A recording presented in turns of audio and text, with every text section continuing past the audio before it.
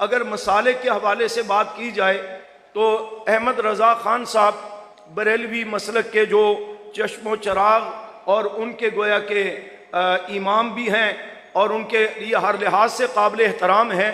उन्होंने फतावा रज़विया लिख कर उसके अंदर गुस्ताख़ सहाबा के लिए खुल करके जो अपने नज़रिए का, अपने अकीदे का इजहार किया, फतवे दिए, जिसको अमली ज़बान खादम हुसैन रज़वी साहब ने पहनाते हुए सहाबा के दुश्मन को हमेशा आड़े हाथों लिया।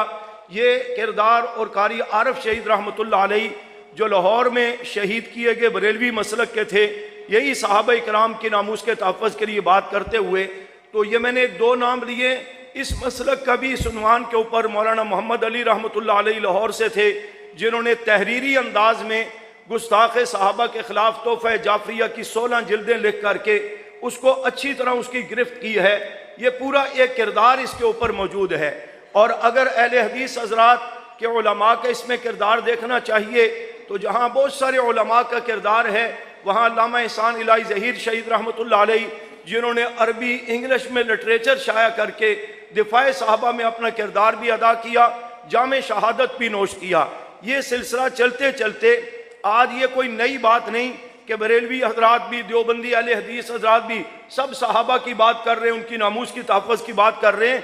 ये अव्वल रोज़ से इनकी ईमानी तकाजा भी था, ईमानी गैरत व हमीयत के बुनियाद पर यह मुतालबा भी था कि पाकिस्तान की सरजमीन पर कानून होना चाहिए कि जो सहाबा की गुस्ताखी करे उसको सज़ा मिलनी चाहिए। चुनाचे ये जद्दोजहद फिर मेरी जमात के बानी मुबानी मौलाना हक नवाज शहीद रहमतुल्लाह अलैह ने जिस जद्दोजहद का आगाज़ किया, अगरचे लेजा सख्त था, गुफ्तगू सख्त थी, दलाइल सख्त थे, लेकिन ये सख्त अंदाज भी कुरान से सीखा था। कुरान करीम ने जहाँ ये बताया था उदउ इला सबील रब्बिका बिल हिक्मा वल मौइज़तिल हसना, कुरान करीम ने जहाँ ये बताया कि मूसा अलैहिस्सलाम को फ़िरौन की तरफ, फ़िरौन जैसे उस बड़े काफिर की तरफ भेजने के लिए भी अल्लाह ने उन्हें फरमाया था कि क़ौलन लय्यिनन लअल्लहु यतज़क्करु व यख्शा, कि बात आपने नरमी से करनी है। ये एक मौका हुआ करता है। वहाँ इसी कुरान ने हमें बताया, यूनुस अलैहिस्सलाम ने काफिरों के मुतालिक रब्बा नतमिस अला अम्वालिहिम वशदुद अला कुलूबिहिम, और नूह अलैहिस्सलाम ने भी फरमाया था रब्बी ला तज़र अलल अर्ज़ि मिनल काफिरीन दय्यारा। तो ये सारा लेजा कुरान से लेकर के जहाँ कुरान ने लियग़ीज़ बिहुमुल कुफ़्फ़ार भी बताया कि बाकी सारे भी काफिर हैं, लेकिन गुस्ताख़ सहाबा जो सबसे पहले इमाम मालिक रहमतुल्लाह अलैह ने इसके तहत फतवा दिया था कि ये सिर्फ काफिर ही नहीं, गलीज़ तरीन काफिर हैं। ये सारा माहौल लेकर के चले तो एक तासर कायम हो गया, ये दहशत गर्द हैं, ये फ़िरका परवर हैं, ये इंतहा पसंद हैं और तशद्दुद गुफ्तगू करते हैं। मौलाना हक नवाज रहमतुल्लाह अलैह ने अपने अमल से बताया कि अगर मैं या मेरी जमात की सोच दहशत गर्दी इंतहा पसंदी की होती तो मैं इन्हें कहता बंदूक उठा लो, मार दो जो गुस्ताखी करता है। अभी इस तरफ बात नहीं है, बल्कि मौलाना हक नवाज ने इलेक्शन लड़कर, फिर मौलाना इसारुल कासमी ने असम्बली में जाकर, 3 बार मौलाना आजम तारक साहब ने असम्बली में जाकर, इब्राहिम कासमी साहब ने असम्बली में जाकर, खलीफा अब्दुल क़य्यूम साहब ने असम्बली में जाकर, इन सब हजरात ने अपने अमल से बताया हम गुस्ताखों को बर्दाश्त तो किसी सूरत नहीं करते, लेकिन एक मुल्क में रहते हुए उसी मुल्क से कानून चाहते हैं कि जो पैगंबर साहबा अहले बैत की गुस्ताखी करे उसको सजाए मौत दी जाए, कानून उसकी जबान को काटे, कानून उसकी गर्दन पर फंदा फिट करे, ताकि आइंदा कोई पैगंबर साहब अहले बैत की गुस्ताखी करने की जसारत ना कर सके। ये मेहनत पुरअमन थी या दहशत गर्दी थी? बुलंद आवाज से जो मेरी बात से मुत्तफिक है वो बताएं, ये मेहनत पुरअमन थी या दहशत गर्दी थी? इंतहा पसंदी थी या पुरअमन एक हक का मुतालबा था? उसके बावजूद हुक्मरानों ने भी इसमें जानबदारी का मुजाहरा किया और दुश्मन को तो मौका चाहिए था कि उसके पास तो दलील नहीं थी। उसने कहा हर्रिकू वंसुरू आलिहतकुम, अब इब्राहिम जो हमसे पूछ रहे हैं तो इन खुदाओं को बोलो कि अपनी बचत करें, तो हमारे पास तो इसका हल नहीं है, चीखा जलाओ इब्राहिम अलैहिस्सलाम को उसमें डाल दो। यही अंदाज दुश्मन ने अपनाते हुए उन उलमा को शहीद किया और गोली और गाली का अंदाज अपनाया। इसके बावजूद अल्हम्दुलिल्लाह हमने अपनी आईनी जद्दोजहद को जारी रखा।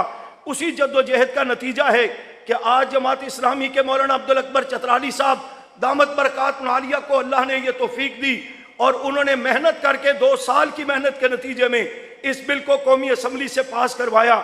उसके साथ मौलाना मुफ्ती अब्दुल शकूर साहब और दीगर अराकीन की भी मेहनत है, ये जद्दोजहद है। इस पर हम इन हजरात को खिराज तहसीन पेश करते हैं। यहाँ जुमला कहना चाहता हूँ कि कोई ये कहे कि जनाब मैंने किया, कोई कहे उसने किया, कुर्बानियाँ मेरी जमात की हैं। मेरी क़यादत से लेकर कारकुनों तक 10,000 से ज़ायद जामे शहादत नोश किए, लाशें उठाए हैं। आपके शेखोपुरा में आपके शेखोपुरा में बहुत सारे शुहदा की कब्रें मौजूद हैं। इस सब कुछ के बावजूद हमें क़यादत ने अव्वल रोज़ ये बात सिखाई थी कि हमें क्रेडिट नहीं चाहिए, हमें प्रोटोकॉल नहीं चाहिए कि कुर्बानी मेरी है, काम किसी के ज़रिए क्यों हो। ना, हमने हमेशा ये सोच बनाई है, हमें मसले का हल चाहिए। वो ज़बान, वो कलम जो कुत्ते की तरह भौंकती है, सहाबा को वो कानून के ज़रिए कटती हुई नजर आए, चाहे वो कानून मौलाना फजल रहमान साहब के ज़रिए बने, चाहे वो कानून मौलाना समीउल हक साहब के ज़रिए बने, चाहे वो कानून मौलाना अब्दुल अकबर चतराली साहब के ज़रिए बने, या दीगर मजहबी सियासी जमातों के ज़ुआमा उलमा जो असम्बली में हैं, किसी के ज़रिए भी बने, हमें कानून चाहिए कि सहाबा की गुस्ताखी रुक जाए। चुनाचे इस मामले में मौलाना समीउल हक शहीद रहमतुल्लाह अलैह ने अपने दौर में सेनेट में भी, कौमी असम्बली में भी जो नामूस सहाबा के तहफ़्फ़ुज़ के लिए किरदार अदा किया, पूरी किताब मौजूद है, पूरी तफसीलात मौजूद है।